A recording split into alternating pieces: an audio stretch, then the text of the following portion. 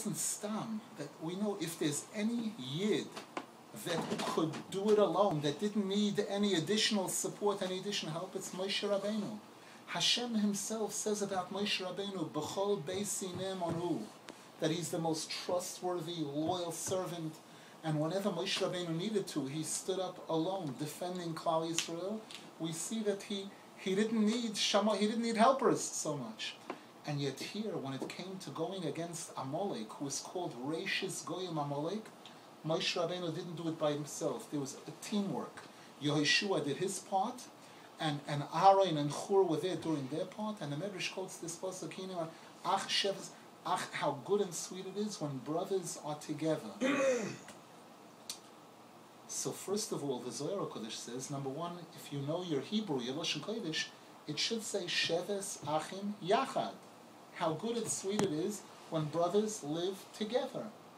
When brothers live also together? What is Gam? What is the Gam doing over there?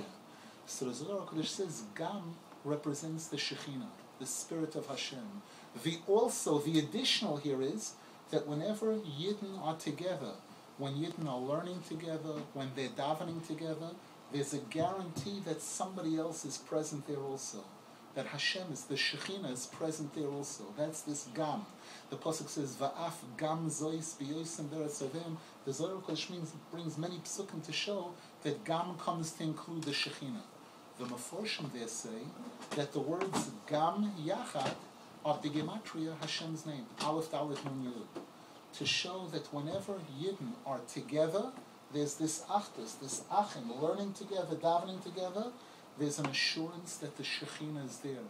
And this is, we know that there are people, they're always learning. Today also, there are people, especially sometimes, Balei Tshuva, whom I encounter, who want to daven with Kavanah. And many of them say that when I'm in shul, I can't concentrate as well as when I'm home. I prefer davening at home, Shachris, because I feel I can concentrate better. I can daven slower, less distractions.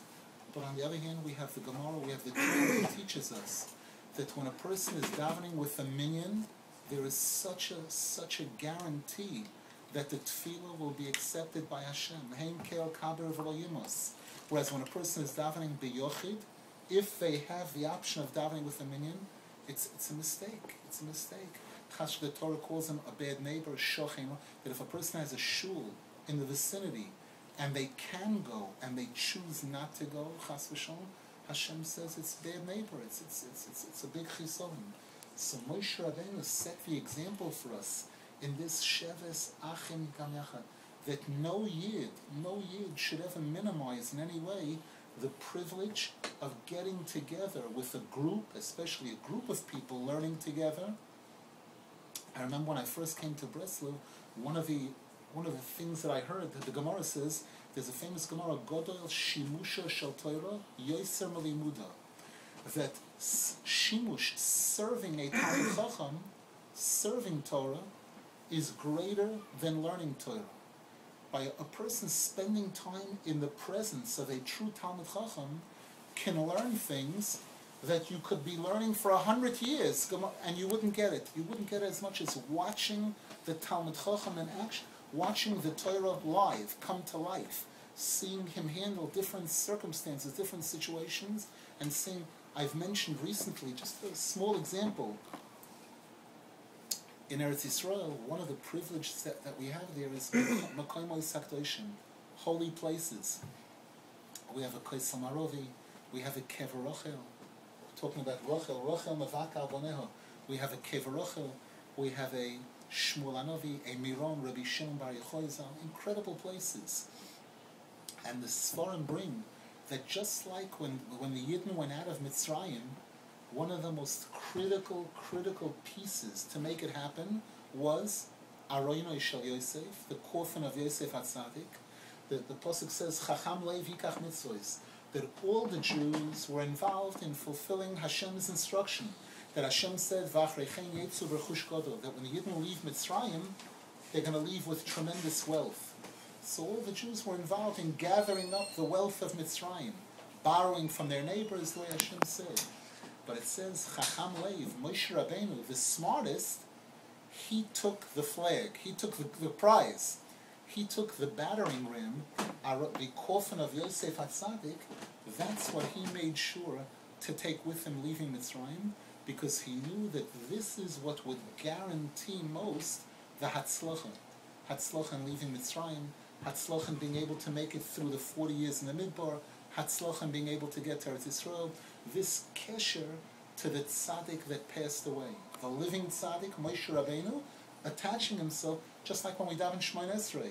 We start every Shemona Esrei, Elokei Avram, Elokei Yitzchak, Elokei Yaakov, knowing that this is one of the most powerful things when a Jew attaches himself to the tzaddikim who have already passed away. The Gemara says that we find by Moshe Rabbeinu again, that when Moshe Rabbeinu was davening for the Yidden, that Hashem should forgive us for the Egel HaZahov, he was davening for 40 days, and then another 40 days, and another 40 days. But if you look in the Chumash, it says that when it was only after he said the words Zechor la'Avraham, le'Yitzchak, le'Yaakov, he mentioned the zechus of the tzaddikim who had passed away.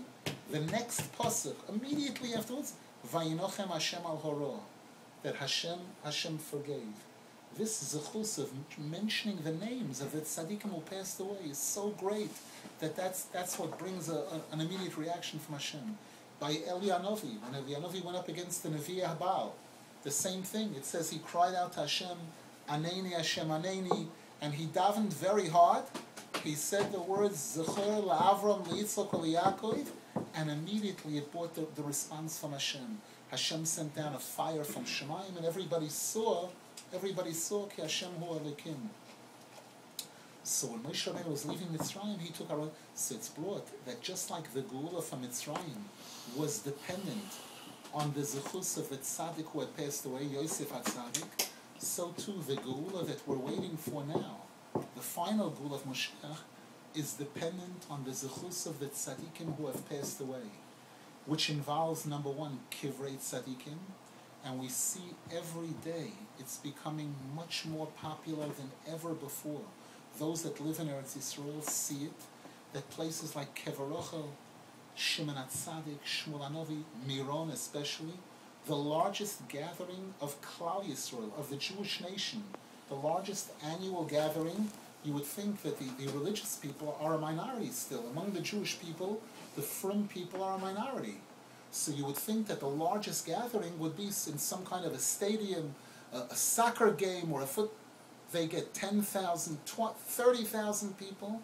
Lahavdil, on Lag BaOmer and Miron, we're up to a few 100,000 Jews, 500, 600,000 Jews coming to a kfar. It's not a city. It's a village. It's called Kfar Miron, a little village, coming to the kever of a tzaddik who passed away thousands of years ago. What's attracting everybody? What's pulling everybody? Somehow the Yid, Rabbeinu Zal writes about the Yid, about Esrei, that the Jews know. They know. Somehow they sense somewhere inside that this is it. This is very important. This is very special. This is what's a major factor in what's going to bring the Yeshua, the kesher to the tzaddikim who have passed away. And we see it regarding Uman also, that this item which started off so tiny, and it's mushrooming, b'li ayin hara, it's growing from day to people ask me all the time, if I go there during the year, is there a minion there? It's a joke, b'li ayin hara, now that there's a flow of traffic on a constant basis. There were regular Shabbos in this winter that there were 500-600 people there on a Shabbos. A number of factors. They took off the requirement of visas from Eretz Yisrael. Even from Eretz Yisrael, you don't need a visa anymore, so you can make a reservation a minute before. If there's a ticket, if there's a place on the plane, you can go. The prices of tickets dropped. There were times that you were able to get a ticket for $190, from Eretz Yisrael to So all kinds of different factors that are making it easier for Yidden to go to Kivrei Tzadikim, Kever Rochel. Where I live in Eretz Yisrael, I live in Ezra's Torah, Gushmanim. There's a bus 3 times a day that stops literally in front of my house, picking up people to go to Kever Rochel for 10 shekel, which means for $3 round trip. This is it's subsidized. This is besides the Egged buses and everything. There's a Moistes Kevarachel that operates buses 3 times a day, picks you up, takes you there, bulletproof, everything, alamilas, from driver and everything. It's a 30 to 40 minute ride there. They give you 45 minutes there, 45 minutes back, and 2 hours round trip. You visited by Mama Rachel. Imagine what that means.